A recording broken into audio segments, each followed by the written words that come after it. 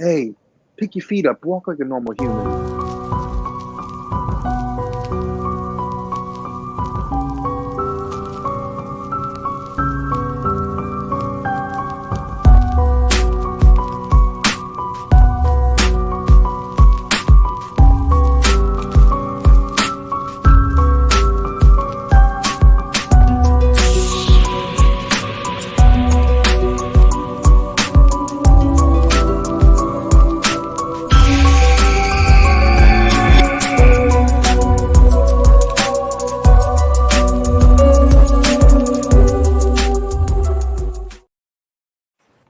Welcome back again to the Outer Dimensions Podcast, the channel, the podcast that, well, we go over various movies from past, present, and we're not quite talking about the future just yet. But I am joined by my fellow co-host, my brother from another mother, Dre, CEO of the Collector Safe Space, and of course, the master of horror, the new face of horror. At least that's what we're hoping for. Open. EC Collecting, Colin of At F and Figures podcast, and I'm Dave. So how are we doing Dave's today, dimension. gentlemen? No. Listen. He doesn't get away with. I'm just Dave. No, he's in a low fun. He's in a low mood. I'm in a high mood. I'm gonna go with it and run with him. He's Dave's of Dave's dimension, one of the freaking Ghostbuster of Ghostbusters. He's the man, the myth, the legend. Yes, he is Dave's dimension. There we go. That's how you gotta cut your introduction, bro. You gotta cut a promo like WWE. Dre had cookies today. Don't mind them. I did. I did have 2 Oreo cookies like about 20 minutes ago, and the sugar's high. So this is episode 20, which means at the end of this episode, I will be uploading all of our past 5 episodes onto Spotify and wherever your other podcasts are. Remember, guys, to collect the Outer Dimension podcast is available on Spotify and wherever you get your podcasts from. So we will have the past 5 episodes uploaded. We are week 2 in Halloween, and we are doing famous slashers this week. Now, obviously, there's way too many slashers to do one episode. We'll be covering famous slashers in future episodes to come, but we chose 3 unique movies to review. I say unique because, well, some of them might have little criticisms. You know, we all have our nitpicks and gripes, but I think these are 3 very enjoyable movies. But before we get going, Dre, what do you say we check out the comments? Sure. I would like to say, hey, we got Cobweb Collector that just posted right now. He said he's editing a video, so he's going to be listening. That's awesome. We got the man that's in the chair for everyone, Rolando. He's in everyone's chair, and I know that sounds weird. I want to know how many live streams he's watching right now. 16 monitors he's got. He's watching every live stream. Listen, you guys saw the second Matrix, right? With the guy with all the TV screens. That's Rolando's house. I'm convinced he has tablets. He has TV screens on the ceiling, on the walls. So multiple phones that he has, like older iPhones. He's got a waterproof one in his shower, I'm guessing. You know, he's got like he's in like a homemade Faraday cage or whatever. Yep. Exactly. Ooh, look at that. And by the way, we do apologize for starting a few minutes late. You know, family life, gets in the way. So we had a few technical issues, but we were up and running. Sup, peoples? Hand wink, hand pink. And we got William. Hey, brother, it's good to see you. My fellow Ghostbuster, William, popping through. We are going to be talking famous slashers this week, and let's just throw it right in there. Oh, I moved it. My bad. I took it off. Dre, what did we tell you about touching the keyboard? I got excited. All right, as you can see, wait. All right, so you guys have to laugh because last week I said this. I said this would be the best T-shirt to wear because obviously you have hashtag squad goals, and I thought that this would be a great T-shirt to just see anybody that loves horror movies, especially right now for being a fan of slashers. You have Chucky, you have obviously Jason, you have Freddy Krueger, Pennywise the Clown, the newer Pennywise the Clown, you have Michael Myers, and Ghostface from Scream. Okay, now I'm going to throw this at you real quick. Is that Chucky Or is that Leprechaun? No, it's Chucky. I I'm googled it and I saw another image. It's Chucky. Saying, I would still love to see where's me pot of gold? I want Chucky and Leprechaun to face off. If we can get Freddy versus Jason, we can get those two. Speaking of facing off, the Hotfather himself, JJ, in the chat, Rolando is like Lucius Fox with all those TVs in Dark Knight. Hello, gentlemen. Yes, he is. Hello, JJ. Yes, he is. The multiversal moderator. Agree.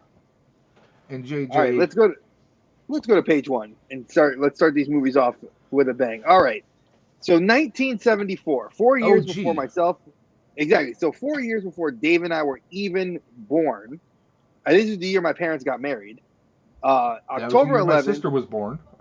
This was a month before my sister was born because she was the Thanksgiving turkey. Another story for another time. That definitely is. So this is Texas, the Texas Chainsaw Massacre. This is the original, folks. This is not a remake. This is based loosely on some level of realism. There is a little bit of history behind the kind of gruesome cannibalistic style murders that were occurring in and around this Texas town. Obviously, they change it and it's fictitious. But for those of you that don't know that, there's a lot more history behind this. So this is Tobe Hooper. It was written by Tobe Hooper and Kim Henkel. So for the late 70s, or I should say for the early 70s, you're seeing a woman actually step up and write a horror film that was kind of uncommon. There were not a lot of female writers for 70s, movies that were, so very awesome to see that. For mid 70s, yeah. That's a pretty big thing, actually. Now, I'm going to go into the budget, the box office, to give you guys a little bit of perspective. So this was $140,000. And right now, what that would be is about $866, almost $1 million in today's budget. So you're talking, what, almost 20 or 41 years later? So 41 years later, that's almost $1 million. Which is not a lot for a movie nowadays. Exactly. That's like what? How much was Terrifier? And Terrifier was considered low budget, right? No, Terrifier was way less than $1 million, but you said 41. If this is 49 years ago. Oh, sorry, 49 years ago. Thank you. So now, like I said, my sister's 4 years older than me. Trust me, I get the math in my head. I appreciate it. Now, the box office for this thing. Now, take into account that this horror movies did not. Were not kind of at the same time. Were not a very big property. They were like a drive-through phenomenon. Like you went and saw a horror movie, not like in the typical cinema. You saw it like out in drive-throughs or some cinema houses, and it grossed $30.9 million in its heyday of the late 70s. Now today, that's almost $200 million. Yes, you're seeing this. Like Colin was saying, I know, and he actually had the pleasure of working and speaking with people in the industry. Colin, what's it like now? Like when you're saying that you're looking at horror movies that maybe don't even see a budget that's even half of that, and are grossing multi-million dollars in getting on streaming deals and or just Blu-ray sales or whatnot, like Terrifier and other things like that. What's your thoughts? I think it just comes down to the story, honestly. I don't what do you mean? So okay, so we're not gonna just use this movie for an example. We'll use something like, and God, I'm gonna hate saying this, Paranormal Activity. We've all seen the movie. We all know that movie was shot for $200,000. And this was in the early 2000s. Oh, okay. So I know I did. And I saw it in theaters, and it was because of all the hype, the commercials advertised it was people were fainting in theaters and all that. So when you look at something that's on a $200,000 budget, but then hits theaters and grosses 7 times its original budget, what is that like? You're saying story drives it. Do you think that even advertising or other factors play into that? And what factors do you believe play into that? Well, I think like something like Paranormal Activity. I think that was that was new. They were doing that found footage movie stuff, and I mean that just it makes you feel like it's real, and that's what I think drives people to want to see that. That's what drove me to want to see it. Feels like you're really watching something. It feels like you're watching something you shouldn't be watching in a sense. I don't know. You get what I'm saying? Oh no, found footage is always fun. It's like it's that genre that, like, I guess Paranormal Activity, VHS. Don't you dare say Blair. I'm gonna throw something. No, I don't count Blair Witch. I don't like Blair Witch. Blair Witch 1 was a found footage film, but then Blair Witch 2 was a freaking horror. Was a waste of a movie. A waste of time. Yes. See, I always liked the original Blair Witch. I Rebels in the chat. I loved found footage movies until it like became like overboard. But even then, like I still enjoy watching a found footage movie. Like Drake just mentioned Paranormal Activity. I'm going to throw this out there. Is it advertising? Sure. But also, it's keywords. A lot of times you hear politicians when they're going through a speech. There are certain keywords that they use because they know that those are hot spots as far as reactions in the crowds. Okay? Paranormal Activity. In the late 90s and early 2000s, there was tons of ghost shows on Sci-Fi. We had Ghost Hunters. We had all these different stuff, or we had Paranormal Investigation was another one. Hearing the word paranormal, it's obviously going to already translate, even though it's a found footage, is completely different storyline than some of those so-called reality shows. But it's kind of that word association. Well, the word paranormal is real hot, so we're going to throw that in the title. I think some of it is that, but also, like, going back to the movie itself, I hadn't seen it in decades, to be perfectly honest. I saw it when I was a kid, younger, but now it's like I was trying to find it on a streaming service. We couldn't find the original. I found the remakes. The spin-offs, like the Texas Chainsaw Massacre, The Beginning. We had Texas Chainsaw Massacre 2 from 1986. We had the third one from 1990. We had the Leatherface kind of a spin-off. We could find everything but the original. But if we didn't have Texas Chainsaw Massacre, I'll dare to say this, we might not have had Halloween and so many others. That's an interesting take. I think it's a hot take. I'm not like you say it's a hot take. Well, Halloween came 4 years after this, 1978, the year we were born. Okay.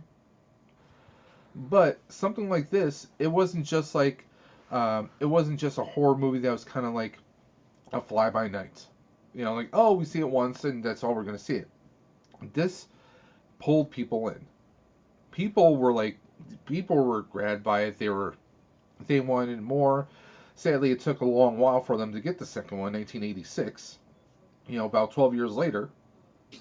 Well, other franchises started popping up, but you have to look at it this way. Colin and I agreed, and I think you even agreed with this too, Dave, that horror movies, we're so desensitized to like the graphic violence and everything else that Colin said it. It's the real deal, like, pardon for lack of a better way of saying it, the real deal shit that scares you. Because this is something that could happen, and it did. It was loosely, even said it was loosely based on actual cases of a mass, I guess it would be a serial killer, because that's what he was, like or going a family of serial killers. I mean, that's another reason why, or the main reason I think like those found footage movies do so well is because they promote them as like it's real. Like they play it, like, they make people believe that it's real. I mean, think about when Paranormal Activity came out. I mean, if you talk to people, a lot of people actually would think it was a real thing that happened. Like they were watching something real going on. That's just, like Texas Chainsaw Massacre. They even that too. Like look how the remake opens up, where it looks like it's found footage. Like that's the kind that shit draws me in. Like I said, it really does. I feel like you're watching something forbidden, or. Now, this was definitely one of those movies I think, and like, I know like Drake just said, it was like my view is a hot take. If it wasn't for something like this, because it took, like Drake said, it took real fact-based. They fictionalized it and expanded it, kicked it up a notch, and it became this. I mean, it is a cult classic. Even if you go to the 1987 movie comedy called Summer School, starring Mark Harmon from NCIS. It's a comedy, but there's these two students in summer school who they make a deal with him because he kind of does like a favor for each of the students to kind of bribe them, get them to do the work. I remember that movie. Dre, you're a teacher, of course you would know this movie. But the one favor they wanted was they wanted to do a screening of the original Texas Chainsaw Massacre. You know, I mean, even in 1987, this was considered a cult classic back then. Okay. I mean, well, I think anything in that time period would have been that was like taboo, would be considered that way.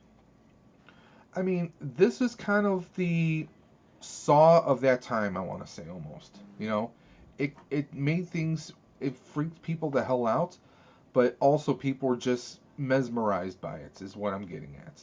You know, and I think that it kind of, maybe it didn't set the trend, but it definitely creaked the door open very slowly for movies like Halloween, Friday the 13th, and so many others too. On the Street. You know, it opened up, you know, that's why I said it creaked the door open. And I mean, like you said, we had a woman writer on here.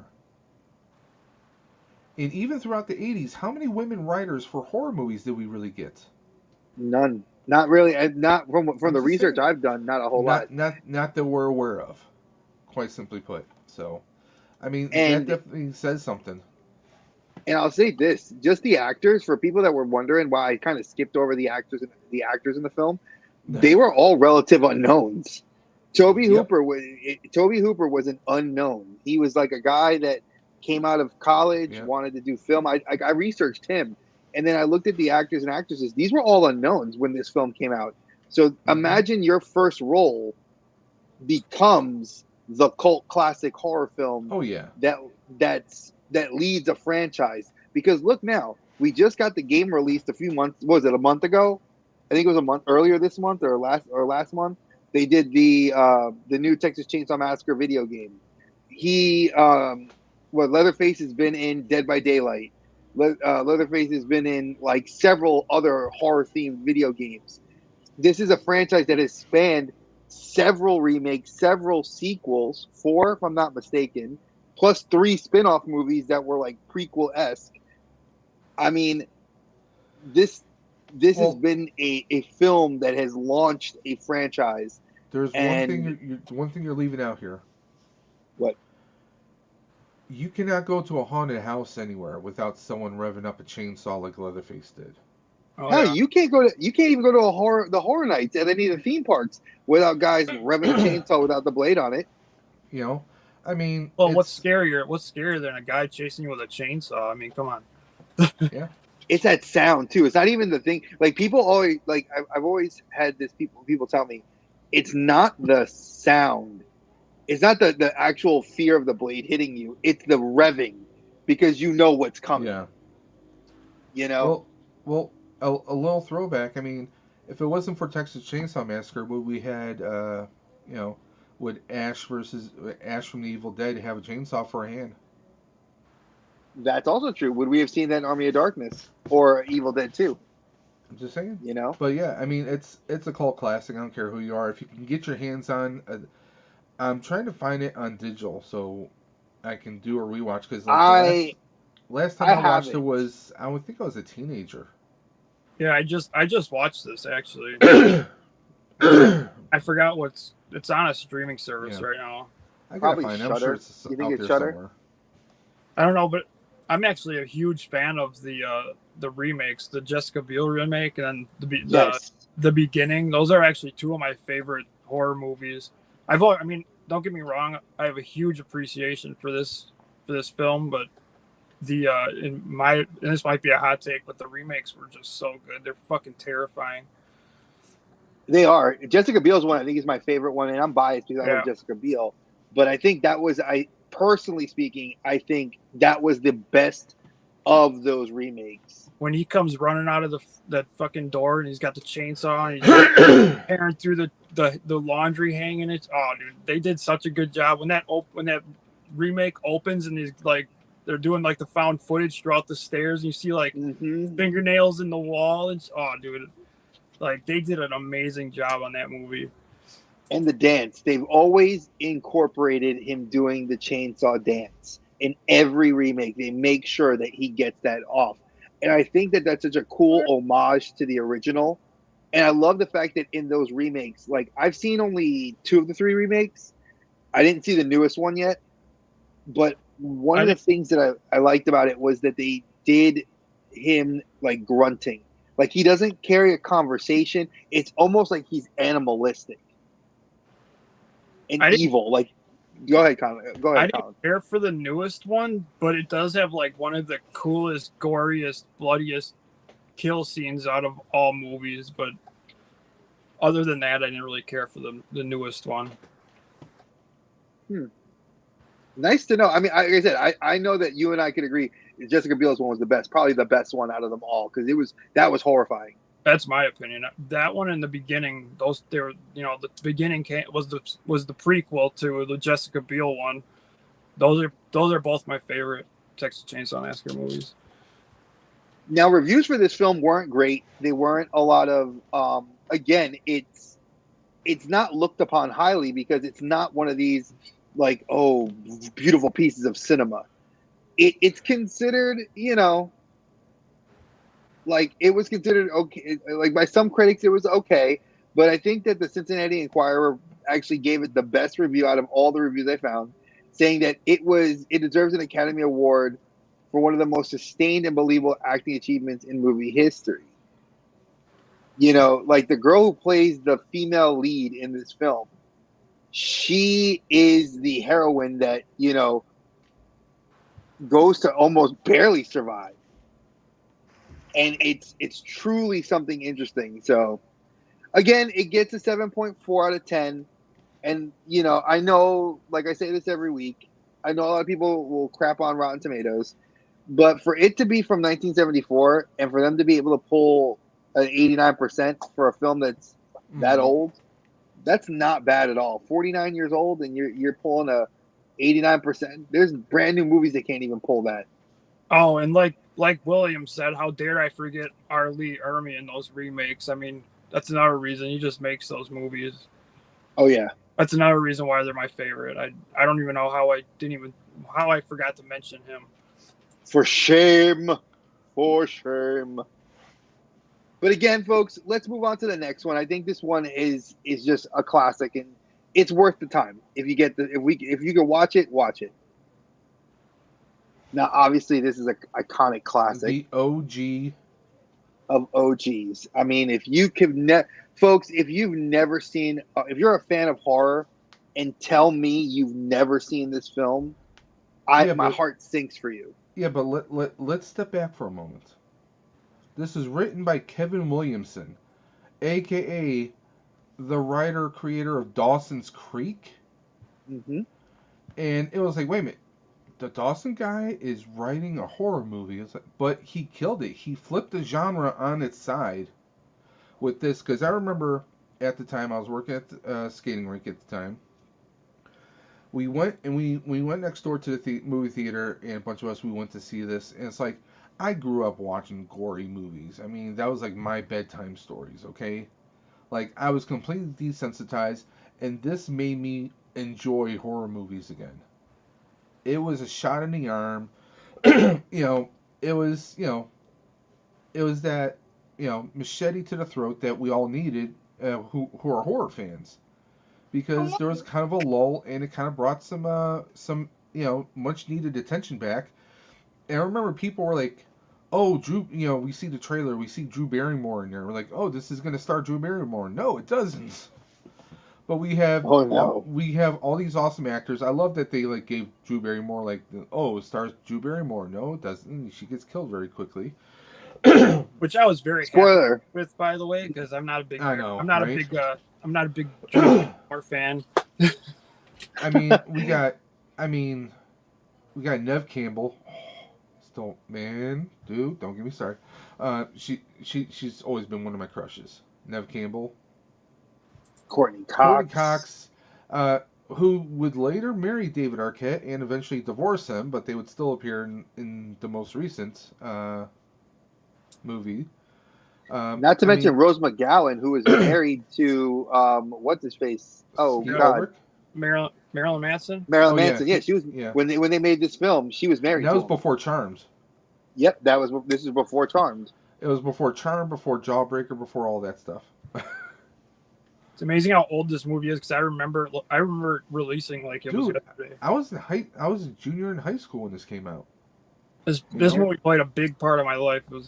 I watched it you got Skeet Ulrich, Matthew Lillard, and they're all great actors. A lot of these people are comedic actors. David Arquette. What was Dre? What was the WCW movie he did? Oh God, Ready to Rumble. Ready to Rumble. He was on Friends. He had a recurring small bit part on Friends for a good minute. But mind you, Ready to Rumble also got him into wrestling, which made him go on that whole becoming David Arquette. A whole thing we're going to do. We're doing a movie series of wrestling films. So that movie's in there. Rose McGowan, and she gets killed in such a hilarious way. Skeet Ulrich, he did a whole slew of movies, and Matthew Lillard, after this, his really big stuff was, he did love horror movies. He was in 13 Ghosts. He's done a lot of different stuff. He's done kind of lean more towards comedic stuff. But Matthew Lillard was Shaggy in Scooby Doo. Oh yeah, I don't mention that. I'm not a fan of the Scooby movies. Neither am I, but just throwing that out there. Mind you, look at the time period this movie came out at too. Like Colin said that he remembers when this film came out. I saw this, I forgot that it came out at Christmas time. So you're going to see a movie at the time when it's a horror film at Christmas. Man, really odd timing. I miss it back then though, because you ever heard of Santa's Slate? Thanksgiving and Christmas were like those were the two big nights like good movies came out, and they probably still do, but like it's not like it was. But honestly, back in that time frame, like if you wanted horror on a regular basis, you know what it was. It was HBO, Tales from the Crypt. That was like our go-to. So it was kind of cool to get a horror movie.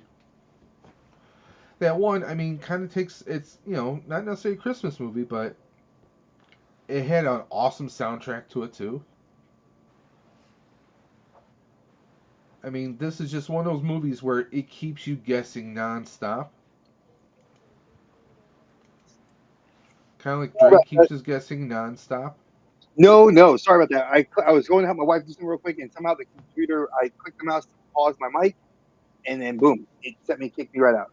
Ladies and gentlemen, and that's why Dre's not allowed to touch the keyboard. I know, I'm not allowed to touch the keyboard no more. But I still have the soundtrack to this movie. This is just, it's just one of those movies you have to watch at some point in your life. Look at the runtime too. Jesus. Yeah, 111 minutes. The franchise has created a total 6 and a potential 7th film now. Is that correct? Yes. So upon the research, and I know Colin got me to want to watch the most recent ones because when we were in our group chat talking around horror movies, I remember Scream came up, and he had mentioned this on his F Figures podcast, and I was like, man, I don't really want to see this new Scream movie, blah blah blah. Then I saw 5 because if you see 6, you want to see 5 because you need to see the characters' growth and change. Then that's made me go say, oh crap, I gotta go watch 4. So then I was like, screw it. That's what you did to me. That's what you did to me because I had only saw 3. I saw Scream 1, 2, and 3, and I ended it after that. And then I sent you the code for 6. Yeah, so I'm like, well, I guess I have to watch 4, I have to watch 5, and then watch 6. And it was 7 is potentially being slated because they're getting, I think it's Jenna Ortega was filming because before everything, she was filming Beetlejuice. She was working on Wednesday season 2. She was working on a couple other projects that she had going, and she's busy right now. Yeah, so they threw a potential 7th film, and they did say if we get a 7th film, it'd be 2025 when we would possibly see a release date. And that makes sense. That makes sense with the writer's strike, which is now the writers are wrapped up, but we still have the actor's strike going on. So a lot of stuff that was already in the pipeline is put on the back burner and is being pushed off. So 2025, I think 2025 is going to be a hell of a year with TV shows and movies and even video games, because all the actors, everything is on hold for right now. But you also might have projects that might not even get made now because of that delay. But, yeah, there's a lot of stuff that's been canned. But Daredevil right now is, just for you guys to know, a side note, Daredevil is possibly going to have that because Disney is scrapped everybody as of New York Comic Con. Yeah, they got rid of the entire writing cast and the directors, and now they're restarting it from scratch, and they're saying it's going to be a whole brand new reboot. And they did release the actor list, and Joe Bernthal, who we know as the Punisher, was not listed as a secondary actor. He is listed as an actor who's going to be featured player for the season. Yes, he's going to be in every episode for the season. Now, see that right there. Even though I know, guys, we're getting off topic, but trust me, we're going to get back on topic in just a second. That right there is very telling, and I wouldn't be surprised if we see more familiar faces because of that. Dre, you know what I'm talking about. Oh, I'm not going to argue that. If you're going to have Joe Bernthal, so you were going to have the Punisher, Netflix Punisher as canon now, back with Cox, with Charlie Cox. Then you have to bring back Karen. You got to bring back the original Foggy. I mean, that's just going to make sense. But I mean, let's take a look at your budget. $15 million. All right, I did add something to that because I just corrected it. So yeah, $15 million. Then right now, just from doing the quick calculations, you're looking at $28.7 million now. So just under doubling it, which I mean. 1996 and now it's 2023, so I mean that's fairly realistic. One thing I love about Scream and every other Scream movie is like they drop you in it right off the get-go. Like you get Ghostface right away. There's no build up. There's no waiting for anything. Right there. There's no build up. It's just bam, you got it. You're in it. Yeah, it's not like, oh, well, what's going to happen? No, you have someone come up right in the beginning and somebody's getting stabbed, they're getting taken out. And, I mean, that's something that we, sometimes you just get a little bit of a build-up. And it's just, I mean, to me, it was a shot in, I've said this before, it was a shot in the arm. How they did it was... It's a good take on the genre, from my opinion, too. We got William H. Grimsley popping up in the chat. Hey, Will, hope you're doing well.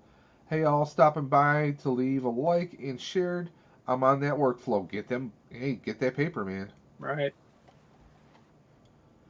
But I mean, it's now. When you guys saw this movie, what was your actual what was the reaction that you can remember? Okay. I mean, did you think this was cool? Did you think like your mind was blown? Oh, I love it because this is a lot like When a Stranger Calls, which is another one I loved. That's a good one. It's real. It could really happen. You could be at home and some psycho calls you and starts fucking with you. I mean, that's the kind of stuff I love. I'm sure that's where they got some of the inspiration from. Oh yeah, I'm sure. And I mean, it's a scary thought. Like, and it's kind of been with slashers, it's kind of the prevailing theme that you're going to see across these films is that it could really happen. We've seen, and we've even had people that were a few years ago. This is maybe 5 years ago. We had the guys with the clown masks. I know in Charlotte, it was a big deal. Kids were wearing, clown masks in fields and trying to scare people, running up on people's doorsteps with knives. People were and it started becoming like a craze across the U.S. where people were getting stabbed and or hurt or injured because They didn't want to replicate Ghostface, but they were. And this is something that's very genre bending because, again, Ghostface's franchise existed outside of the franchise in video games. He's been a toy. They've released Colin, you're my NECA expert. How many versions of Ghostface have we gotten? There's 3 now. 3. Yeah, and did they say the 4th one was the newest one, the Ultimate that they just released at New York City Comic Con? Or was that the 3rd? I did not see that at the con, by the way. That's the 3rd one. They did like a retro Ghostface, and then they did a Ultimate Ghostface, and then they did that new Ultimate New York Ghostface. Now, when I was at NYCC, it was not. I did not see that in displays anywhere. That's an interesting view. So, Blue, I get it. It's I have to give something that we've all kind of touched upon, and I like the way, like Colin said, this movie drops you in. The other aspect of Scream that I really liked and have liked beyond that is that the story continues to build. Like they don't forget the characters. They go like Saw. Hey, you saw Saw 3 and like you're watching Saw 5. There's going to be a character from Saw 1 that comes back to Saw 5 that you might have seen in the background of 3. And Scream does that. Like Scream really takes you to all these characters and interweaves their stories together in a very good way. Yeah, but one thing that Scream did was it created an original costume. Like an all-black cloak, and then that mask was original to Scream. And then after that came out, do you know what happened? Everyone was buying that costume, that solid black cloak. They were getting the mask. I wore that at the movie theater I worked at. Because when the sequels came out, the movie theater I worked at had like these emergency exits behind the screen that the employees had access to. So a bunch of us, we would hide because we would have like Scream 2 and 3 and all the others on multiple screens. So what we would do is we would have like a couple of us dress up and we would hide and wait for the movie to start maybe about half hour, 45 minutes in. We would then come from behind the screen, just start walking up the aisles and scare the shit out of people. Okay? I mean, it created, it was an original mask and they went with it. I loved it. It just made him seem more like psychotic, like just dudes in a fucking house with some weird ass fucking ghost costume on, chasing you around. Like, I think it's perfect. Yeah. And don't forget, we had the voice synthesizer too to change the voice boxes. Exactly. Yeah. Which that all became a whole thing. Which and like again, Scream also inspired Scary Movie. And Scary Movie had the whole which I laugh hysterically at. So for a lot of you guys and girls that watch this show, and for our friends that listen on our podcast, this is one of those films that transcended the genre and kind of took it and has run with it and has done well with it running into the modern era. And when I say that, I mean, you're talking this film has lasted almost, 30 years? Close to 30 years. Now, so you left somebody out of the cast on here. Still going strong, too. Who did I leave out? Roger Jackson. Who's Roger Jackson? He was the voice of Scream. He was the Ghostface voice. He wasn't so he wasn't listed on 3 websites. He probably was listed on the IMDb, but I passed it over. No, I googled him. I just said Scream voice, and we got it here. Roger Jackson, the 6th actually. He is a theater-trained actor who specializes in characters, vocal sound effects, dialects, and impressions. He's best known for his work as Ghostface in Wes Craven's Scream films.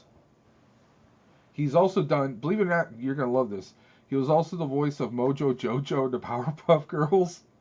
I love and the Mojo original Jojo. Mr. Mucus in Mucinex commercials. Oh, God. That's not, I guess they'd rather be known for Scream. I am Mojo Jojo. So yeah, that's a little bit of awesomeness right there. So let's go. I'm gonna bypass these critic reviews because I think that they're trash. It's not that I put them there for a reason. I just don't like the fact that they felt that this movie was not good. Again, another cult classic. They feel like it's diluted. It's a parody. It's also he left out Jamie Kennedy. He was the nerdy kid doing the rules. Yes, I remember it sucked when he got killed in the second one. I was so pissed. I was like, man. But yeah, the character of Randy who goes over the rules with, and I mean honestly, those were legit rules for movies, you know. Oh, they still go by those rules in the new ones. Yeah, and they usually end up killing that character. The girl in the last one survived. In Scream 6, she survived. Yeah, but everyone else dies usually whenever they go over the rules. So again, I personally feel that this film is well deserving of the slasher of a high ranking slasher classic. And oh yeah, I forgot. The best thing is the best thing is this. Throughout, I mean, the only thing that remains constant is Ghostface costume itself. Yep. Because you have different people wind up being the killers all throughout the entire movie series. So I mean, it's more the image, the mantle, if you will. You know.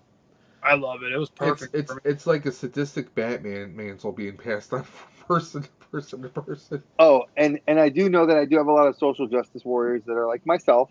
That if you're a person of color, the last three of these films really spotlight people of color in a good way for being lead actors in a horror film, because we do have a very odd tendency to not last long in horror films. And I think Jenna Ortega did a great job for somebody who's so young to really jump into this role and you know what, well. She's also not the type of person, hey, oh, there's a knife here and there's a flashlight. She's smart. She's not going to go for the flashlight. She's going to go for the knife. Well, let's not kill it. Wait. Let's be fair. For people that have not seen this, I don't want to jump to Scream 6. Do not jump to Scream. No, but I'm just using it as an example. Many of the characters, they're going to pick up an actual weapon, unlike a lot of horror movies from the 80s. I agree. And I'm just going to say this, though. For anybody that chooses to watch this, please watch it in sequential order, because you will spoil yourself of the reasons why 5 and 6 are so good. Well, hey, if you're a Marvel fan, you're not going to start off with the Avengers. You gotta watch all the other movies before you get to that first. You know, it's the build-up, it's continuity. Colin, would you agree with that? Would you definitely agree with that? Like, you need to watch these in sequential order. Oh yeah, because they all lead into each other. It's one long story. He's right. When we see the 7th one, which is going to come, I expect nothing but greatness. There's a connection to everybody's connected somehow, some way. Yeah, I mean, I love all of them. I don't care what anybody says. Well, I like how a certain character from the first movie, kind of mentally or spiritually, makes reappearances later on. Yes, I will agree with that. I think they did without spoiling it for people. I'm just gonna say that's why I worded it that way. Yeah, that character did a really good job for that role, and let's move on to the next one, because I could go on this whole dive. Before we do that, I would like us to spotlight Colin. All right, go ahead. With the charity that we're doing.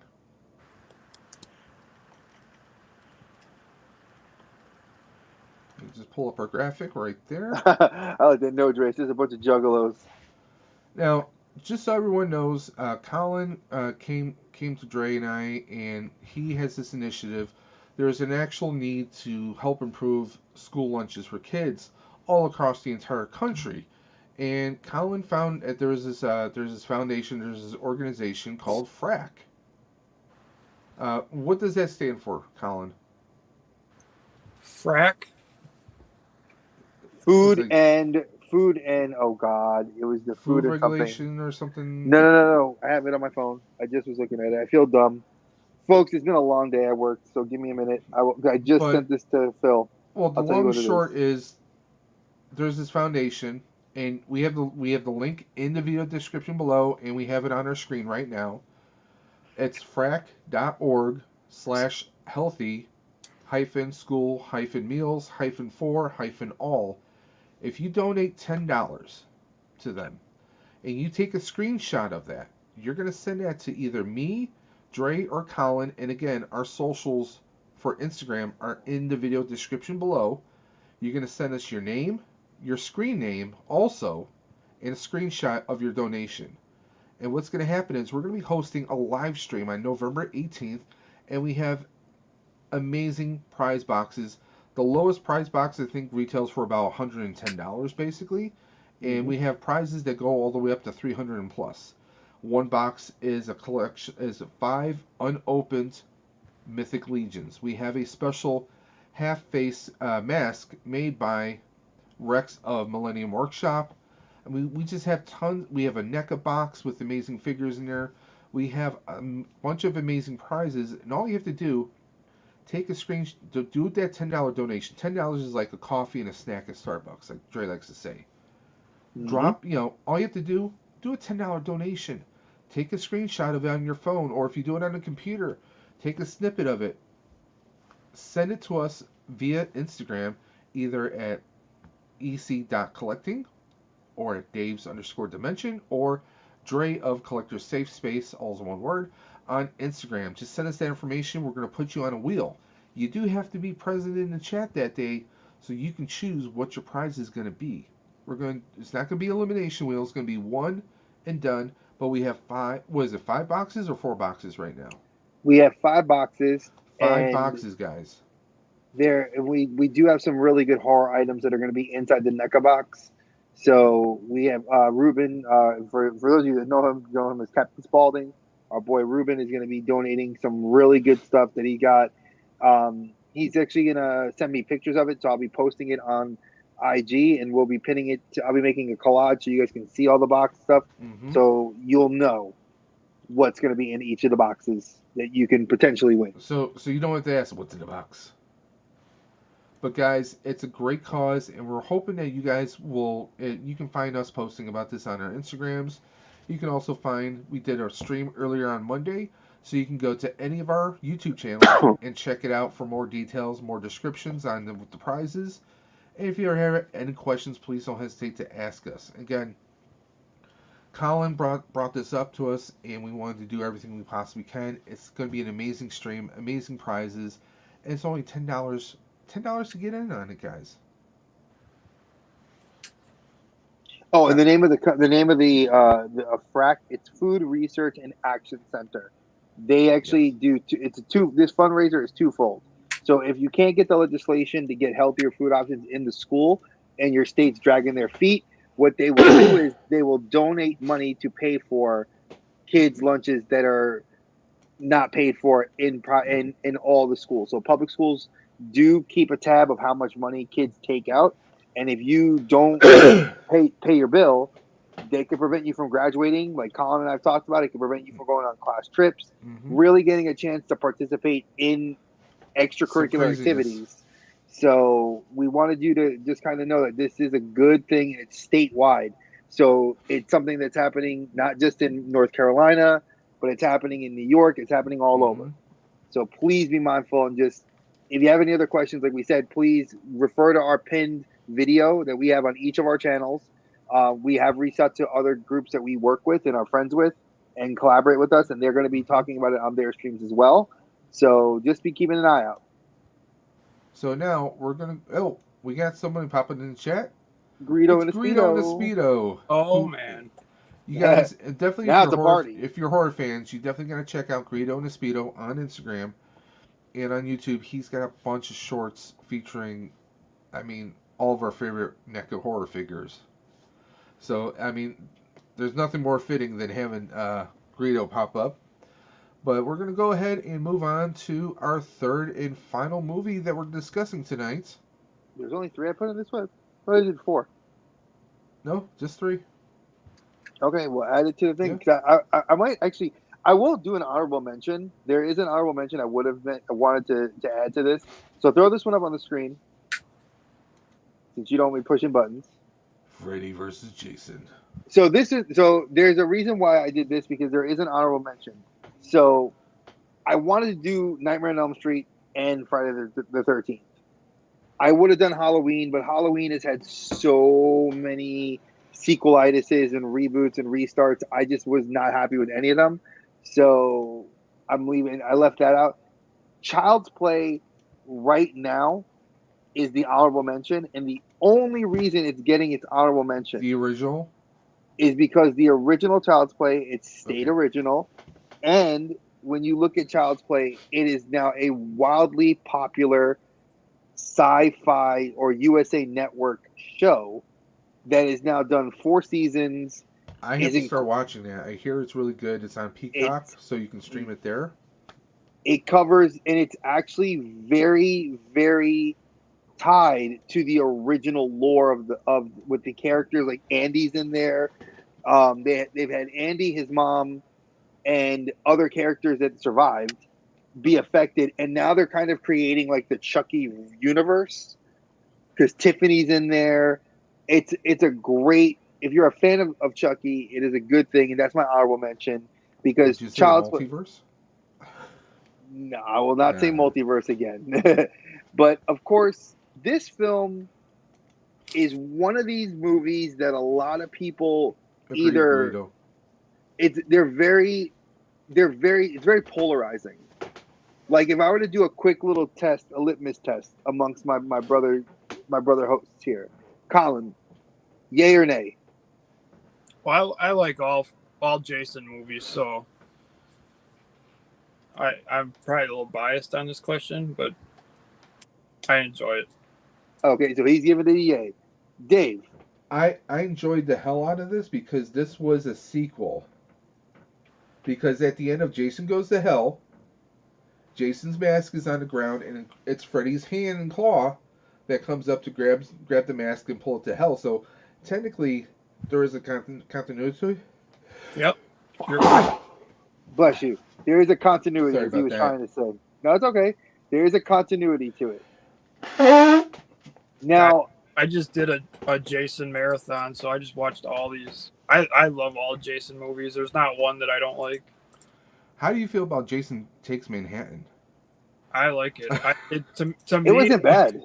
It was like refreshing. It was freaky, a little man. different. People weren't running around a campground. They were on a boat, and yeah, it kind of was different. It set a precedence for Jason because I mean, if it wasn't for that, you couldn't justify. Well, how is Jason walking around Springwood? Working for Freddy, so to speak, in this one. But I mean, this one's a guilty pleasure of mine. I will throw this one in there. If I'm gonna pick a Jason film that I like, it's way better than Jason X. I'm gonna go with Jared Padalecki in the new Friday the 13th. That was it when he did his remake. Did not watch that. That was a freaking good movie because again, Jason just went his killing spree was that of I'm going to show you how crazy the kills can go. Like there was one scene in that movie that he launched that machete. A dude was running away towards like a shed, and the guy stupidly, don't know why he put his back to the door of a wood shed, and the machete, because it was like launch, went through the door into the guy's chest. I was like, damn, man, fatality. Like you did not get to do that. Like again, that was my favorite of the remakes, but I digress. So August 15th, 2003, Mr. Cunningham decides to produce this film. You get Mark Swift and Damian Shannon to write the film.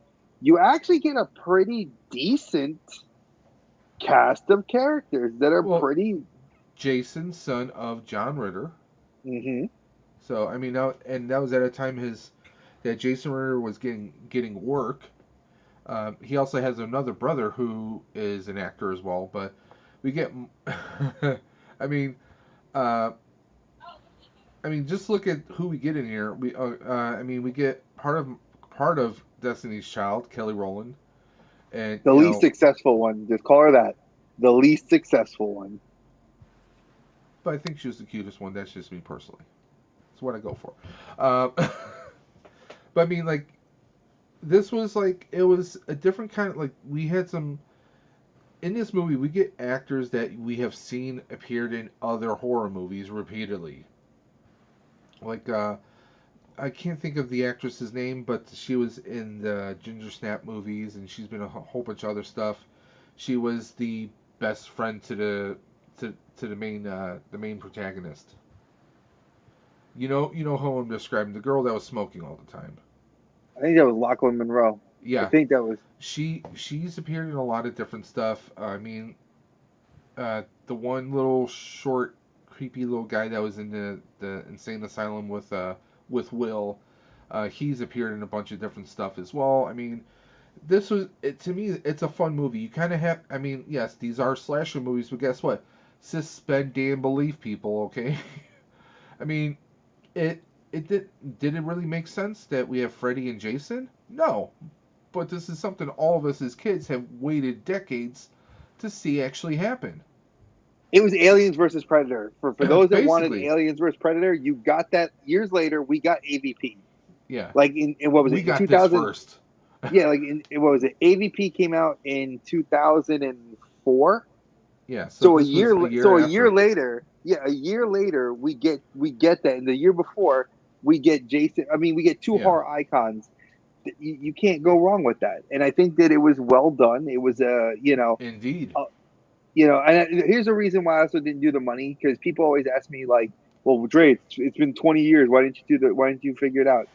Because it's insignificant. The amount of inflation, just so you guys know, the inflation difference wouldn't have been much. It would have been maybe like $1 million for more in the budget, and then maybe like another $2 or $3 million difference in the box office. So that's why I didn't touch on it. Yeah, it's a shorter film. It's only 98 minutes, but again, low scores.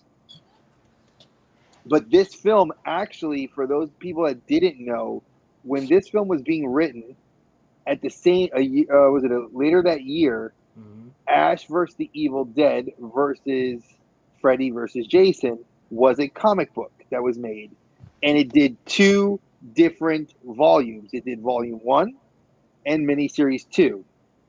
That was supposed to lead Bruce Campbell into a film which never got to get released because they could not get the license again for them to have those 3 franchises, because apparently New Line Cinema owns all 3, but then it was what was it? Sam and Ted Raimi, they didn't want to work with New Line again because they felt like they couldn't get it. There was a whole conspiracy. Well, so New Line was going through some issues too around that time frame. Yes, they were, because they changed, because they don't exist today, but they do exist today because they're a bunch of as a distributor. Yes, but not as like a full blown studio. Because I mean, New Line, they were infamous for a lot of great horror movies. I mean, we got Blade out of it. I mean, there's some really good stuff, but they started going downhill because they were going in different directions. But Greedo pointed out the guy who played played Jason in Freddy vs. Jason was the cook in the cafe, I believe, from the Friday the 13th, Jason Takes Manhattan. Interesting. Wouldn't have thought about that. So he said, yeah, Ken Kirzinger, if I'm saying it correctly. So Colin, I have to ask because I'm a fan of the supernatural in this film, which we know that there's supernatural elements to Jason and to Freddy. What about Jason draws you to the character? What about Jason draws me to it? Yeah, like you said, you went on a whole. I had to rewatch everything, so I'm curious as to what draws you to the character. What interests you about him? I don't know. I just like Jason. I mean that's simple, dude. I mean, I can't argue that one. I mean, I always feel like somebody has like a draw for a character. Like I love Spider-Man because Spider-Man, I can relate to Spider-Man. And when it's horror, we can't really relate to these characters because that would make us sadistic and crazy. I mean, you can kind of relate to, the mother in the first one. Like I think about, if that was my son, there's nothing that would stop me from probably getting revenge on them. Like so. Yeah. Anybody that says they couldn't relate to her, unrealistic. No, that's an interesting take. I wouldn't have even thought about it in that regard. Yeah, I mean, I'm going to throw a continuity error in here, okay? Hey, Kat. Because Jason goes to hell. We see him kind of like pulled into the ground and everything, and his mask is left there, and then Freddy grabs the mask. In this movie, we see Jason, when he's awakened, crawling out of like a grave in the ground. So that to me doesn't jive completely, We should have saw like a hell mouth or something open, and he's crawling out of it or something like that. But we didn't get that. We get like Jason was like under a thin layer of dirt and moss, and then he's just awakened and climbs out of it. But I mean, nitpicking aside, I mean, to me this is just a fun ass movie because you get the kids who they don't know anything of Freddy Krueger. The parents did a damn good job hiding the existence of Freddy Krueger. They are even drugging their kids so they don't dream. But then you get because Freddy, for those that don't know, Freddy tricks Jason through dreams, pretending to be Jason's mother. Tells Jason to go to Springwood and to start killing kids so that Freddy, because it's almost like a boogeyman kind of a thing. If you don't know of Freddy, it's like I'm trying to find a good metaphor, good relatable content, but because nobody knows of Freddy, Freddy has no power. More and more people find out about Freddy Krueger and they start talking about him. It gives him power. It's kind of like Greek gods. You had to pray to them, and that gave them the power. But then when less and less people believed in them, they became weaker and weaker and weaker. And that's kind of the whole concept here with kind of like Freddy. He's using Jason so Jason can kill people, but so that fear can kind of like reinvigorate Freddy. And at one point, okay, it seems like, okay, Freddy's the bad guy, but then like they kind of have to help Jason, but Jason's still killing them. And, it's kind of like, well, there are no good guy or bad guys really in this movie. I mean, it's a slasher fest, and I love it. The thing about it, that's like AVP. Who were you really rooting for at one point? The humans were the meat in the middle. It was a shit sandwich. You got aliens on one side, you got predators on the other, and the predator. Always, yeah. I mean, well, I mean, the predator. Eventually, you had to root for the predator because when he showed how awesome he was, I mean, and predators just kill anybody. You have to have a weapon or you have to be a threat to them. I mean, look at Predator 2. Okay. They were taking out the Colombian drug lords. They were taking out all the gangs. The triad, They weren't necessarily messing with the cops unless the cops trespassed through their hunting grounds for the most part. Well, in both AVPs, the Predator is like the savior. Yeah, I mean, at the end of Predator 2, you get the Predator gives Danny Glover this old style pistol as a sign of respect. Yep. I mean, you get in the first I think it was the first AVP. I could be wrong. The first AVP when they're in the Arctic was that the first one or the second one? Yeah, that was the first one. First one. The woman he makes like a shield out of the one skull of the xenomorph, so she's got like a shield and she's got weapons out of the alien. So it was like Predator's like, hey, you know what? You look like you can survive. I'm gonna arm you up, and he even gave her the little scar as kind of like a badge of honor. So I mean, like, to show how many she killed. When it comes down to it, I would trust the Predator over the xenomorphs, because xenomorphs they're just instinct. They want to hunt, they want to kill, they want to lay eggs, they want to propagate. Whereas Predator, they're just warriors trying to prove themselves. So you can reason with them to a sense. And T3, you're right. I do really wish that this film, the sequel, would have really happened, because if that sequel would have happened, you would have had my ass in a seat. It would have been, I think that would have become the new, you would have erased what the classic that was Evil Dead and put that as a classic. I mean, you could have opened up doors to so much. You could have had Ash versus Michael Myers. I mean, you could have Leprechaun versus Chucky. No, see, that's going too far. If I'm gonna have a weird like mashup with Ash, because Bruce Campbell is funny. Okay. Ash versus the Leprechaun, that shit would make me. I would die laughing. How about this? Ash versus Hellraiser. No way. Oh, come on. Too dark. Pinhead's too dark. There's no such thing as too dark. The Cenobites are just pure evil. To me, that's totally different. You know, you gotta look at like. I almost think Ash versus Jason and Freddy's too much. Yeah, and even still, like that's pushing it because they made this movie was. A lot of people consider this movie more comedic than they did horror. Yeah, there was gore in it, but it was like tamer versus Hellraiser. Hellraiser is like that level of gruesome that's borderline, that people have said is borderline like sadism. Dude, Hellraiser is straight evil. Listen, I'm that guy that wanted that Mortal Kombat style video game, but nothing but horror villains in it. I know you sent it to the group chat. I like that one.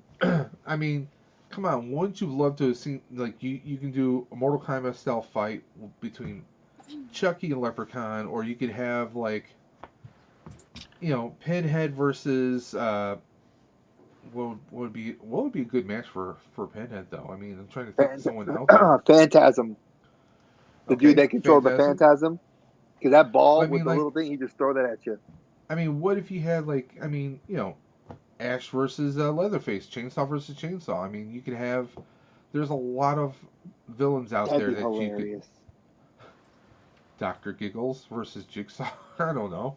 I mean, there's so many different things out there that you could have had fun with. But I mean, like, to me, I know a lot of people laugh at this. In fact, I have a Jason that I opened up with Colin a couple days ago.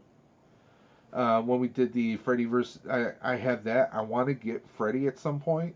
He's kind of like, I don't want to say a grail piece, but you know, I got to get the Freddy from Freddy versus Jason. You know, there was a cool statue, and I don't know, Colin, have you ever seen it? But of where Freddy, it's from that scene where Freddy's jumping out of the water at Camp Crystal Lake, and it's like they literally show him rising up out of the water, and it's like they have the water effect. And you have Jason like on the pier, like winding up with the machete to like come at him. I don't know the company that did that. I was like, I would want that. Like, because it looked visually beautiful. Like, as much as people can say horror films don't generate beautiful artwork, you guys have not seen Kotobukiya Bashojo do Hellraiser. Because the Cenobite Queen looks amazing. You know, and again, I'm biased, but who isn't when it comes to some of these pieces? Like, you want to, it's like horror fans know what they love. I mean, you get that with your Star Wars sci-fi fans. So I mean, you can still have this stuff in horror. I mean, some cosplays, they blow some of the figures that we see out of the water. True. I saw, when I was at New York City Comic Con, I saw a Crow cosplay, but he had the bullet wounds on his body and everything. I mean, like, and it looked like it was real blood, like, they kill it. I mean, yeah, you can have art, you can have horror that is just breathtaking, to a sense. Are we a little bit crazy and psychotic? Yes, but it doesn't take away that it's amazing art. Nonetheless. So let me ask this to you two: is there an honorable mention? Like I mentioned, Child's Play. Do you two have an honorable mention horror slasher? Well, let's keep it in the slasher genre, obviously, because that's what we're talking about. That didn't make the cut that I should have put up here. What do you guys? And I'll throw this to the chat as well. Put a slasher film you guys think, or a slasher that we should have talked about.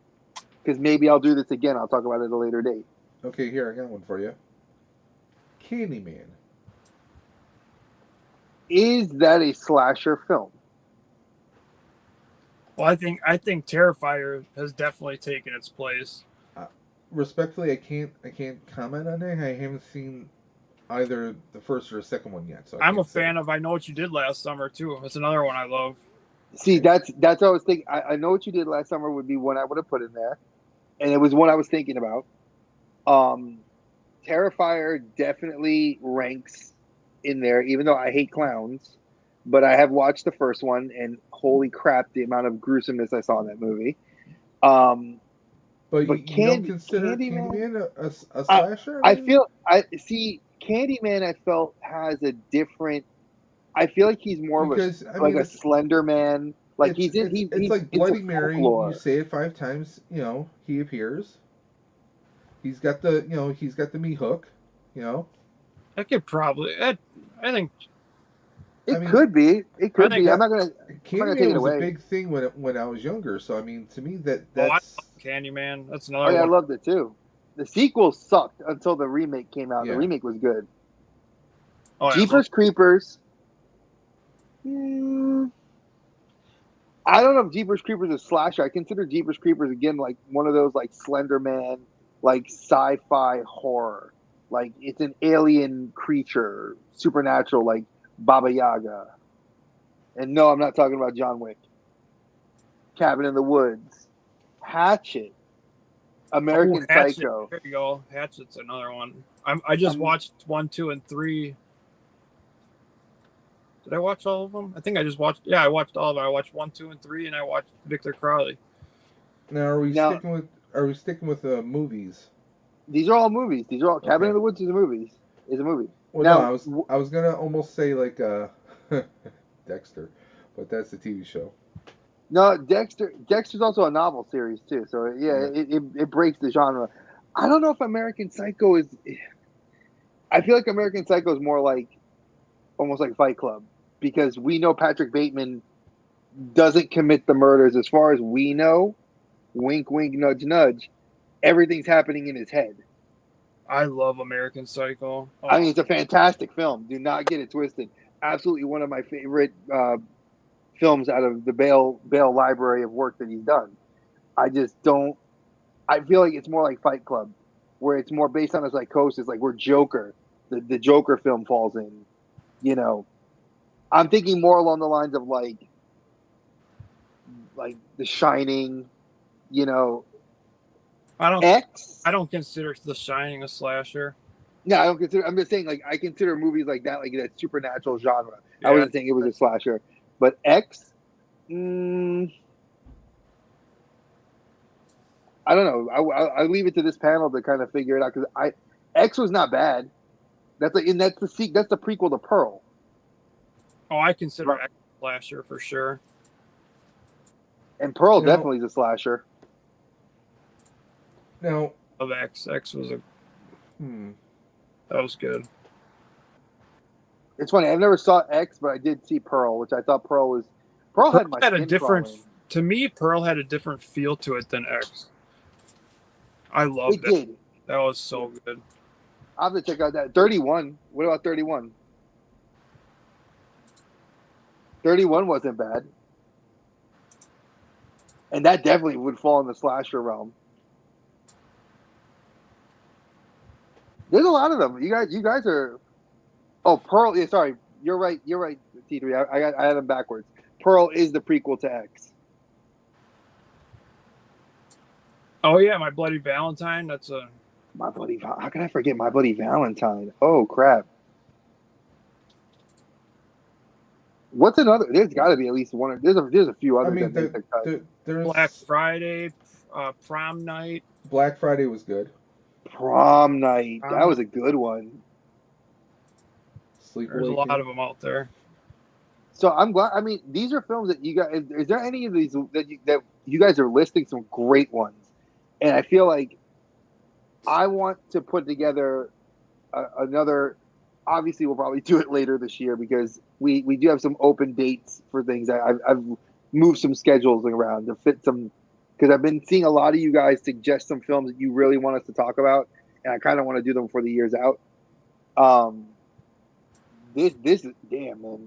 There's some really good ones here that make me want to rewatch. Like I want to rewatch My Bloody Valentine. Well, how about this? what do you classify as a slasher? Is it The someone out main, for the main, revenge, killing people? the main protagonist, or sorry, the main antagonist, the antagonist has to be a killer that uses some sort of bladed weapon and or has some sort of supernatural tie-in. Doesn't have to be, because Chucky Okay, is a so what supernatural about tie-in. Maniac Cop?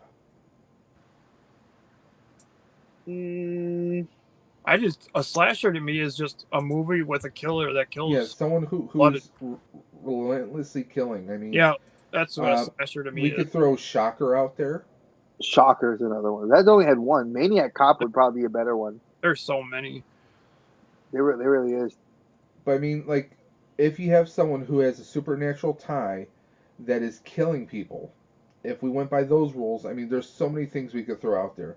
Technically, and I'm sure T3 is going to look at me sideways, The Crow could fall under that because he was killing, he was getting revenge. No, that's a revenge film. Huh? That's a revenge film. But it's supernatural and he's killing people. See, to me, the supernatural part doesn't even matter. That it doesn't even have, because like Scream, that's a true slasher movie to me. It's killing people. We mentioned that earlier, Sleepaway Camp. So would you guys like to hear? I found the definition. The definition from dictionary.com says a slasher film is a movie, especially one in which victims, typically women or teenagers, are slashed with knives and razors. Period. Now they say, what are the elements of a slasher film? You have location, the killer's past is disclosed, number of victims, a psychopathic killer. You know, so I'm guessing if we just base it off of that, we have a lot of, it's a drama action film. I agree with T3 100% on that for Crow. It's like a Revenant. He died and he comes back to seek vengeance on the people that did him dirt, you know. But it's interesting to hear people's views. We do have a lot of, are you guys going to do zombie movies? I would definitely if I were you. There's a lot of good ones out there. There are several good zombie films. Dave and I've talked about them off camera. Listen, there are really good, there are really bad zombie films I would still cover. Oh no, I know there's several bad ones, but we'll do. I did list zombies as I had zombies. I worked on one, and I never shared it with Dave. I'll do zombies. There's comical zombie movies we can do. I mean, you could do Shaun of the Dead. You could do Zombieland. I mean, there's a bunch of stuff we could throw out there. I mean, there's so many different zombie stuff out there that, I mean, it's. I saw a slasher film last night on Amazon. It takes Back to the Future and slasher films and mashes it together. Oh, that's a teenage movie, right? Totally Killer. Totally Killer. Yeah, I have to watch that. It looks funny. I hate to say it, I actually enjoyed it a lot. Oh, I haven't watched that one yet. I enjoyed it. I mean, it's, you're trying to figure out who. Imagine you go back in time. There was like some serial killer that was around when your parents were teenagers, and now this serial killer suddenly reappears, and you go back in time, and now you're with your parents when they were like teenagers, and you're trying to figure out who the killer was in the first place to prevent someone from being killed back in your time. But there's a lot of comedy in it. What's his name? I can't think of the actor's name, but the guy who played like the FBI agent that was in Ant-Man, when he's got the ankle monitor, he's in there as this like clueless cop. There's like it's fun. It's a fun movie. I mean, is it the greatest? No. I'd get it like maybe a 7 or an 8 out of 10. It's a nice waste of time on Amazon Randall Prime Park. Video. Randall Park, yeah, him. But it's a nice kind of fun movie, All right, so let's go over this. We have the next film block we have, which is our last one, is just to double check because I love not I love knowing it, but I'd rather. We were doing Universal. I think it was. Well, you gave me a few cheat sheets here. There was a horror remakes and Universal monsters. All right. So, would you guys rather? Here, we'll give you an option. The Universal one we're doing for the week of Halloween. That is the Halloween. Okay. Show. Then the next episode. one would be the remakes, which. So, would you rather us do horror remakes, or would you guys rather talk about zombie films?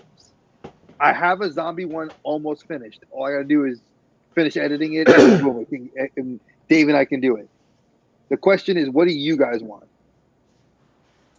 I would say zombies, because zombies is such a. I mean, that's just such a big iconic part of horror. It's a broad, and there's a lot of good ones. There's a lot of good ones in there, like that Schwarzenegger one that he did that was like Maggie. People slept on. Maggie was freaking amazing. That was an awesome movie, and that was only I think his second horror film because he did the End of Days. End of Days, which was actually really good. I saw it in theaters. I thought that was really good. Gabriel Byrne. Oh man, as the devil. Go figure. Yeah, and he played an awesome devil. He did. So and honestly, Schwarzenegger played a really good cop down on his luck and just like man. Watching his kid basically die and then turn. It's a thing. I think now you're making me want to do zombies more than I want to do horror remakes. I mean, zombies are where it's at. It's just it's such a big part of horror. I mean, it'd be. I think leaving it out would be. I mean, okay, I do have to agree with Carlos on this one. Return of the Living Dead. That's always going to be a classic for me. I'd say some of my favorite zombie movies are the foreign ones. Yep. I mean, look at Wreck. Wreck is one of those. If you look at Wreck, you have Train to Busan. Yeah. Train to Busan was. I mean, damn. Okay, folks, we're doing zombies. Next week we're doing zombies. Every nationality's zombies are so different. Yeah. You're right. You're 100% right. I mean, you can't look at a zombie film and not say it's good or bad. There's so many good ones out there that outbeat the bad ones that you can literally pick a comedic one, an action themed one, a drama one that all have zombies in it tied to it. No, how about this? 28 Days Later. That's not really. That was more of an anger virus than it was a zombie virus. And I think they don't. So we're gonna get particular now. I think what you should do is you should, when you're picking movies, take an American zombie film, do an Asian zombie film, do an Italian zombie film, because they're so different. I mean, if you're saying okay, that's an anger. I mean, how do we? There's different viruses that come out. What about World War Z? World War Z is a zombie, but that is a zombie film. Okay, it's World War Z. The whole concept is about people being killed. 28 Korea. Days later, 28 weeks later, they're still alive. Are they? Yes, they even say that in the film. Okay, not gonna argue. I mean, I won't argue. I mean, I'll rewatch it and see if you're right. Because so let's go over this. So I know what a person gets bit, they gets turned. I consider person gets bit or scratched. I mean, they turn. So that's my argument about that's a zombie. All right, if you really think about it. So I'm gonna do it like this. We have an Asian one. Obviously, the Asian one I'm gonna do is Train to Busan. I think that's one of the best ones of the modern era that's been done to date from out of Asia. I haven't seen any Italian ones. I know of one. Did you ever see the movie Fido? Oh God, I've heard of it. I haven't saw it, but I've seen. I mean, it's more of a dark comedy. All right, Shaun of the Dead we're doing because Shaun of the Dead's freaking hilarious. That's our comedy one. Our drama one will be Maggie. And would you want to do? I feel like Return of the Living Dead. A lot of people talked about it. What about World War Z? Because it's a novel that's actually getting a sequel. That's been a video game with a sequel video game, and I played the video game, rewatched the movie, played the sequel video game.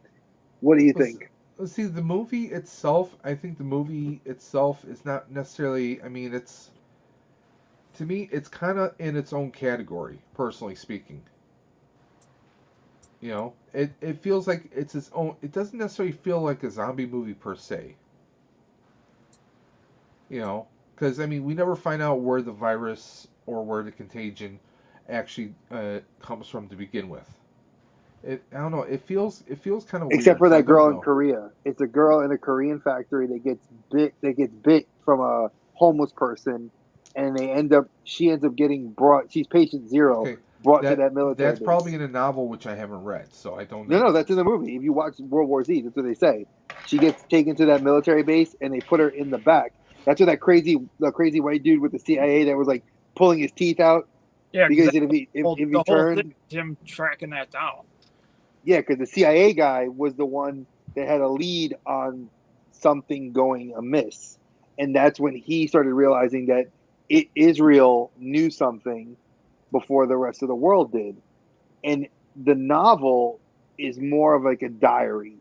So if you actually read the World War Z novel, it's basically what this face Brad Pitt's character writing and documenting what he sees at the different places he's traveling to around the world. Zombieland's another good one too. Army of the Dead's another good one. That's a solid one. I like Dave Bautista. Well, I mean, if you look at it, I mean, those are Snyder movies, if I remember correctly. Not Snyder. That's James Gunn. Army of the Dead is James Gunn. Army of the Dead, okay, but Dawn of the Dead is Snyder, and that's a great one. That's Day of the Dead. Remake. Day of the Dead. Oh, Dawn of the Dead. Yeah, that was Schneider. That was a good one. Because that's a remake, but that was a really good remake. I gotta find an Italian one.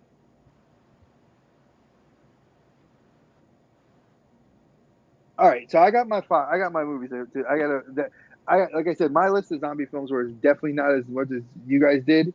Oh, Army of the Dead is Schneider too. My bad. I thought it was James Gunn for some reason. See, I'm an old school zombie film person. I've seen all these ones, but like to me, I like the old school zombie films. Overlord was good. Overlord's really good. A lot of people slept on that film. It's really good. Especially I'm a World War II nut, so Resident Evil, oh god, they were so bad. Yeah, Carlos put Dawn of the Dead is Snyder, but Gunn wrote it. Okay, yeah, because I was like, I knew because he got Bautista to be in it, and that was like a big, like everybody was like, oh, I love it. It's very Gunn. You can tell like the way it's the style. It's very Gunn. So I like this. I think that horror remakes we'll push it to later this year, but yeah, we'll because the Universal Monsters one was Dave's idea, and I want to do that one, and we're doing that one the week of Halloween, so you all will definitely enjoy that. And this zombie one, I think Colin is definitely giving me a lot of food for thought, and so is Dave, including you guys in the chat. Dead Snow. Oh my god, I forgot about that really bad zombie. What about that Rush? Is that the one that's the Hitler zombies? Well, that like they go to outer space with dinosaurs? Scouts versus Zombies, or Scouts Against the Apocalypse, or something like that. There's so many different zombie movies out there.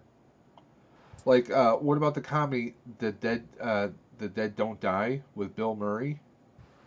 And what's his name? That was Kylo Ren in the Star Wars movies. Did you ever see that one? Adam Driver. That's actually kind of an enjoyable film. Just a bunch of inept people taking, trying to stop zombies. You know, when you think horror films, I think we bypassed vampires.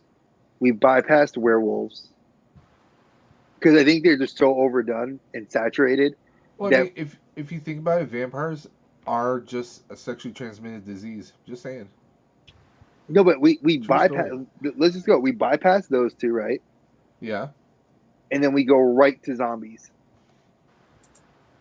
And like Colin said, it's that like they're that entrenched, I think, in the genre that you need to talk about them more than vampires, more than ghosts.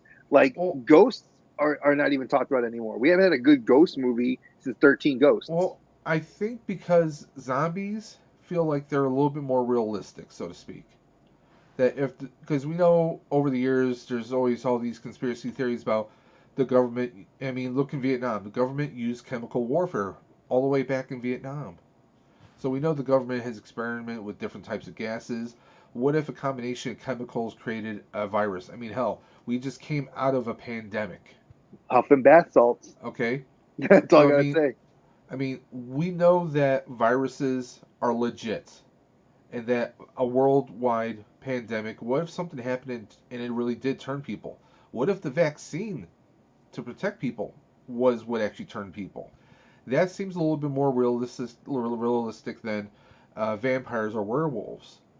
So I think that's why it hits us so hard. I mean, look at George Romero. The original Night of the Living Dead came out and it scared the crap out of people. But it also showed how, if you look at the original, and even if you look at the first remake of it, there is a lot of racial connotation there from the original footage. Because, you get it showcased a lot of people down south just kind of like burning and killing people, whether they knew they were, turned or not. There was a lot of craziness back then, but it's kind of like that was George Romero succeeded, kind of a War of the Worlds type thing. It made things seem plausible at the time, because at the time we didn't really have zombie stuff, but now we see. I mean, how many different spin-offs of The Walking Dead do we have now? 6. And, well, by the way, the Daryl Dixon one is actually pretty good. I'm on the last episode. I gotta watch it. I watched the first episode. It was free on Amazon. So, but I mean, like that's the thing. I think zombies kind of come off being more realistic. I mean, we don't see movies of werewolves and vampires taking over the damn planet, but zombies. How many times do we see like the world has gone to crap? We don't have electricity. We don't have, medicines. Like the whole world comes to a screeching halt. We always see that in zombie movies for the most part. See, T3 just brought it up. The most iconic werewolf film you could think of is American Werewolf in London or American Werewolf in Paris. Those are like the two. The first one you said, London. London is the true horror film. That's the only werewolf movie I think of when I think of werewolf movies. Exactly. Like I don't really think of. What about Wolfen? There is The more, Howling, but Silver Bullets. I mean, there's a lot of werewolf movies we can jump into. Yeah, but like Colin said, the one that it's like vampire movies.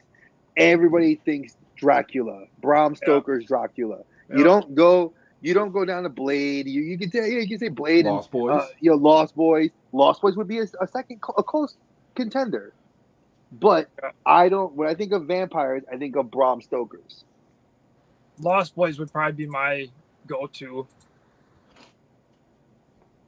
But even Interview with a Vampire. Maybe that'd be like a third one. Vampire, yeah. I mean, there are some good vampire ones. There's not that many in my opinion. Queen of the Damned. If you follow, if they ever made it into a film, we would have gotten Lestat, which is based off of Queen of the Damned, which ties to Interview with a Vampire. I mean, there's a lot of horror, like when you think of that level, there's maybe 5 to 6 movies, maybe 10 at most, in the vampire genre I could think of that are good, but there's only 1 or 2 werewolf movies I could really think of, and there's about 17 zombie films I can say I've watched and I've enjoyed. Did you like the movie Cursed? I don't even remember seeing Cursed. Christina Ricci? Have. No. It was a werewolf movie. What's the one with Benicio del Toro? Oh, that's Wolfman. We're doing that movie. Wolfman. And that's actually based on the actual mythology of John Talbot. Oh, God. Cobb, you're my kind of crazy. God, he went to Vampire in Brooklyn. I was hoping nobody would mention that because it's just like, I mean, come on, it is a fun movie, man.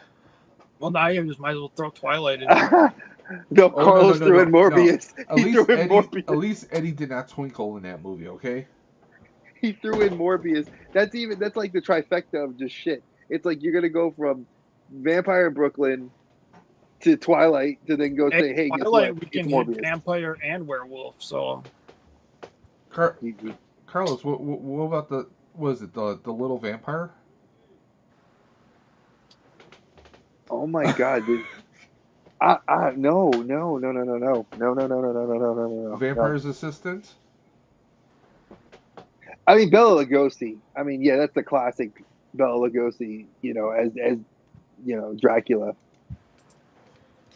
But yeah, I think we've gone over our time, which is a little bit good, but I don't mind because we have a guest on the show. And when we do have a guest on the show, I want to pick their brain more than me and Dave talk. So Fright Night's another one I didn't even think of.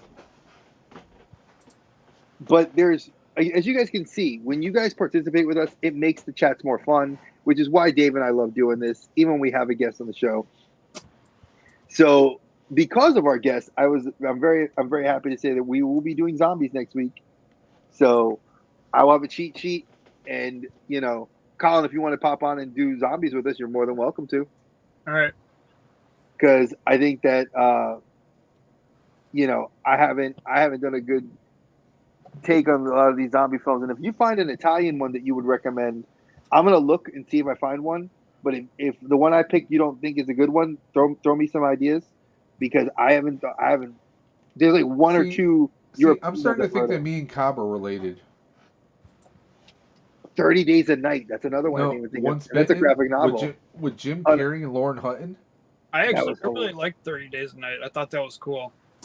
Yes, 30 Days a Night was great. That's Once Bitten was good. Frequently. I think there was a sequel to 30 Days. Yeah, I don't watch the sequel. I just watched the first sequel's terrible. The first one's the only one that's worth watching, because when they try to take the comic book and expand its universe, by the way, it didn't work. Did you guys ever see a movie called Night of the Creeps? Oh yeah, with those little leeches that would go into a person and turn them into a zombie. Jeez, man, we were some fucked up individuals when I think about it, because of all the stuff that we were like. Man, people must be like, these are normal guys that have families. Yes, folks, we do, and we enjoy the genre. I mean, we're not covering the movie Slither. That's a messed up one. Oh, that has Nathan Fillion in it too. Human Centipede. Yep. I had somebody on Twitter. Michael Rooker was in Slither. They asked me. They're like, "Are you guys going to ever talk about Human Centipede?" I said, "No, I will not talk about it." That's for the OnlyFans. Yes, I have, and that's why I said no. That movie's fucked up, man. It's like I get the first one, but the second and third. We need that. Blade versus Mobius. Give Marvel. Well, if they can finally get Mr. Ali. That was a good movie. Renfield was funny as hell. Renfield? Renfield I told you that movie sucked. I thought it was terrible. It was not. I don't like. I'm biased. I don't like, as much as I can love Nick Cage. Obviously. That film was terrible. That was a fun movie, though. I didn't even give it a chance. It's just not my. I know just by looking at it, it's not my cup of tea. I watched it because it was free. I watch a lot of messed up stuff, so I mean. No. You have a very eclectic sense of humor. We all do. Let Me In was a dope vampire movie. I don't think I've seen that one. Let Me In was good. That's a kid vampire movie. That's really good. Yep. Yeah, and they turned that into a TV show. It was like a foreign TV show and a movie, and they've made different variations of it. Yeah, that's a really good one. Yeah, there's a couple different. Looks like Carlos liked. He loved Renfield. See. But you're not alone. But then again, he also loves the Eternals, so I don't know how valid that is. That always got to come back and bite him somehow, somewhere. But hey, Train to Busan had one of the Eternals in it, and that movie was freaking amazing. Yeah, I actually enjoyed Eternals. I didn't have. So wait. Best horror film was Evil Dead Rises for this year. I love it. That's fucking good. I mean, I enjoyed it. Would I say it's the best one this year? I mean, Scream 6 was way better, I thought, in my mind. No, I don't. I think Evil Dead's better. Ooh, shots fired. Hey, hot take. I like it. I like when people got hot takes. The actress in there, she did a phenomenal job. Yeah. She's so fucking creepy. I forgot her. I don't know why I can't think of her name right now. The one that was possessed the mother? Yeah, dude. She fucking nailed it. Yeah. She really did. She really. I'll give her that. When she's, oh my god, dude. Yeah. Alyssa Sutherland. Yeah, there you go. Hands down. I mean, I'm a huge fan, but that Evil Dead, her acting alone in that was enough to take the cake. I would like to see where they take the Evil Dead franchise next. Oh, yeah. I don't disagree with that. I don't disagree with what Carlo just said. It was good. Dead Rises does reinvigorate the franchise. Are we going to see it go somewhere? We'll have to wait and see. Well, I mean, they took the the whole thing of the Evil Deadites and they put it in a different setting. Which, I mean, other than Army of Darkness, we never really saw that happen. It was always the cabin in the woods, so to speak, or in a few small towns in Ash vs. the Evil Dead, the TV series that was produced by Starz. Other than that, those are the only two times we see Deadites in other places. My favorite Evil Dead, though, is still the 2013 remake. Yep. I have to watch that yet. Oh, dude. Dude, that box, the steel case that Best Buy made for that year when it came out was the all red steel case, and then it's the black. It's like the girl that's like literally just drenched in blood, and then like it's the forest in the background, and then white letters on it. It was so damn good. That movie is so good. Like, she's already going through hell because she's withdrawing, and then all that shit goes. Oh, dude, like, yeah. The thorn bush. That's all I gotta say is the thorn bush. Yeah. It gives me chills. I wonder if that's where Fear the Walking Dead got the idea from, because in the beginning of that series, there's the older brother is Nick. a junkie, and he kind of goes, because the zombie apocalypse is hitting, he kind of goes through withdrawals, but then he winds up being a way better person because of the apocalypse. Dude, I'm happy they did that though, because don't even take away like just a drug addict. Think about people just on regular medications. Asthmatics, I would have a hard ass time surviving. Dude, yeah, you'd be screwed, dude.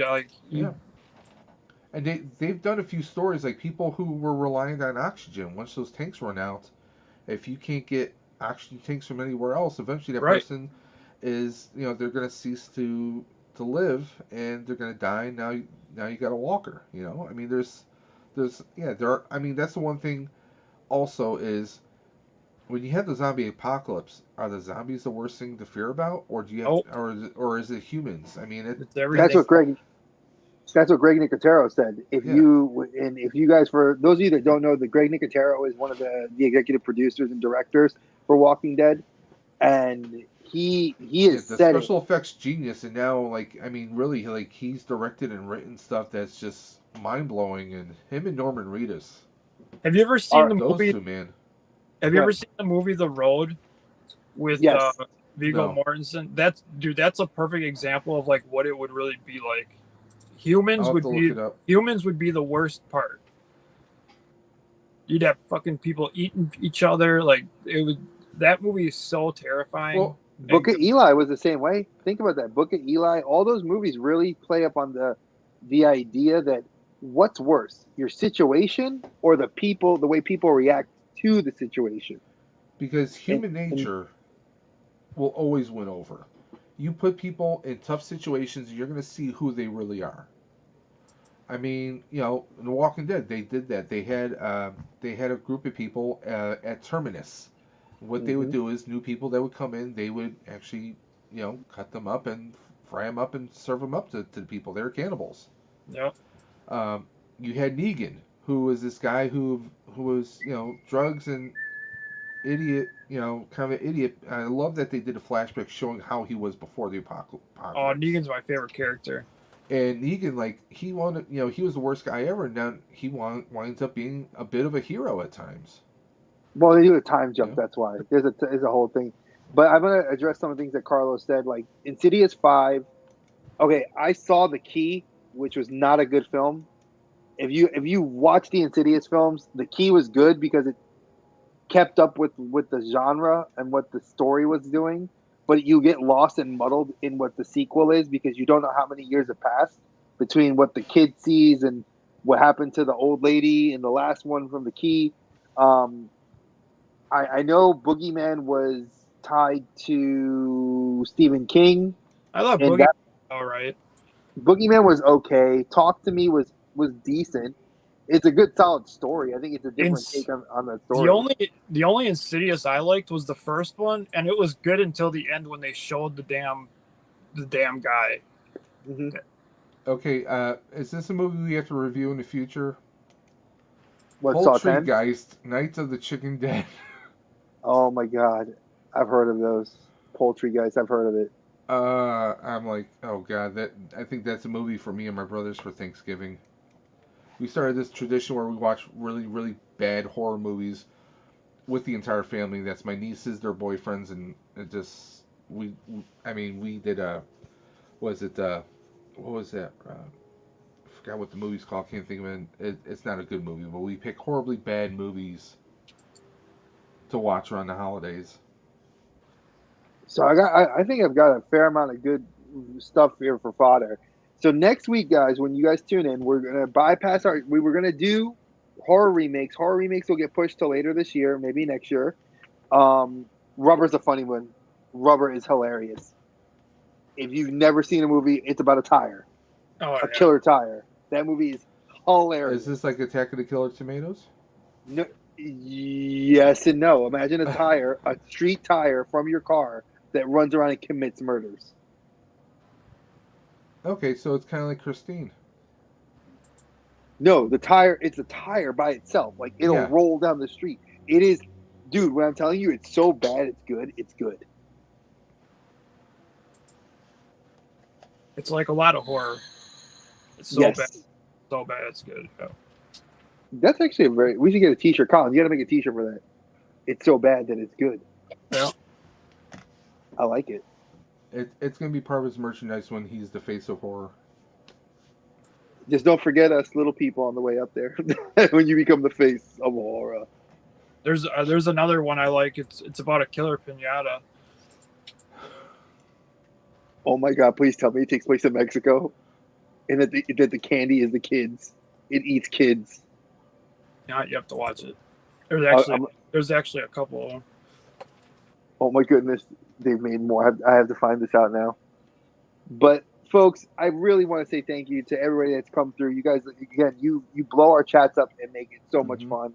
And you guys have now inspired us to change our schedule to do something fun next week. We're getting our guest to come back again next week. And, it's going to be even more fun because we're going to talk zombies. And who doesn't love talking about the undead walking the earth? It's always a fun times, So for all of us here, Piranha. Oh God, Piranha 3D. You're gonna you gotta stop talking because you're gonna keep making us go off on tangents. Piranha 3D was great. I love that the 3D one. I love the original Piranha. I love the remake. I love Piranha. So I want to thank everybody that came through and participated today. You guys were amazing. Thank you guys for such great, just the great suggestions and participation.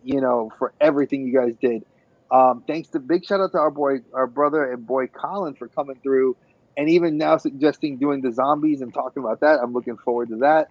And of course, I don't get to do this show without my brother Dave, who again, folks, you got to give it up to him because he did this amazing backdrop. He does all the cool technological stuff for the show. At times I feel like I'm just kind of here, just I can be the joking, face and the never-ending voice. What?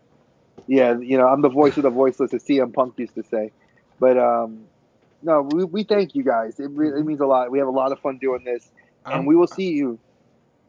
I'm going to throw this out there. I want everyone next week, you guys show up next week for the zombie episode. I want everyone in the chat to come up with what would their weapon in the zombie apocalypse be. If you Don't tell only us have now. one weapon, what would it be in the zombie apocalypse?